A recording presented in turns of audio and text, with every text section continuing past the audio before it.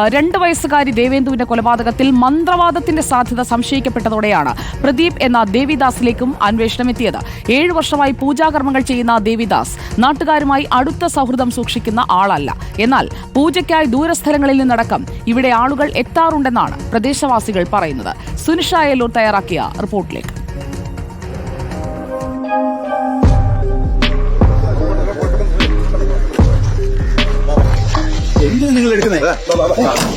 ദേവേന്ദുവിന്റെ കൊലപാതകത്തിന് പിന്നിലെ കാരണം തേടിയപ്പോഴാണ് പൂജാരിയുടെ പേരിലേക്ക് കൂടി അന്വേഷണം നീളുന്നത് എന്നതാണ്. നമ്മളുള്ളത് ഈ കരിക്കകം പൂജാരി ദേവിദാസന്റെ വീട്ടിലേക്ക് പോകുന്ന വഴിയാണ്. ഒരുപക്ഷെ ഈ വീട്ടിലേക്ക് കയറുന്ന വഴിയിൽ തന്നെ കാണാൻ കഴിയുന്ന ഒരു ബോർഡ് കാണാം.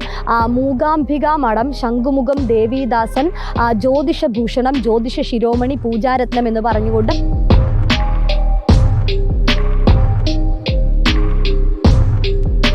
കുഞ്ഞിൻ്റെ അമ്മയായ ശ്രീധുവിൻ്റെ മൊഴിയിലൂടെയായിരുന്നു ഈ പൂജാരിയിലേക്ക് അന്വേഷണം എത്തുന്നത് എന്നതാണ് പ്രധാനപ്പെട്ട കാര്യം. ഈ ശ്രീധുവും സഹോദരനായ ഹരികുമാറും ഈ വീട്ടിലേക്ക്, അതായത് ഇതാണ് ഈ പൂജാരിയുടെ വീട്, ഇവിടേക്ക് ഇടയ്ക്കിടെ വരാറുണ്ടായിരുന്നു എന്നതാണ്. അങ്ങനെയെങ്കിൽ എന്താവശ്യത്തിനായാണ് ഇവിടെ എത്തുന്നത് എന്നതടക്കമുള്ള സംശയങ്ങൾ ഉയരുന്നുണ്ട്.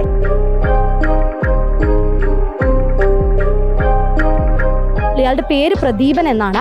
ശംഖുമുഖത്താണ് വീട്. ഏകദേശം ഒരു ആദ്യമൊക്കെ തന്നെയും ട്യൂട്ടോറിയൽ കോളേജിൽ പഠിപ്പിക്കാനായി പോകുന്ന ഒരാളായിരുന്നു ഇയാൾ എന്നതാണ് മനസ്സിലാക്കാൻ കഴിയുന്നത്. അതിനുശേഷം മുട്ടക്കച്ചവടമൊക്കെയായി ഇയാൾ പോവുകയും ചെയ്തു. പിന്നീട് പ്രഭാഷകനായൊക്കെ തന്നെയും പോയിട്ടുണ്ട്. ഏകദേശം ചുരുങ്ങിയതൊരു 7 വർഷമേ ആയിട്ടുള്ളൂ ഇത്തരം ഒരു സംവിധാനത്തിലേക്ക് വന്നിട്ട് എന്നുള്ളതാണ് പ്രധാനപ്പെട്ട കാര്യം.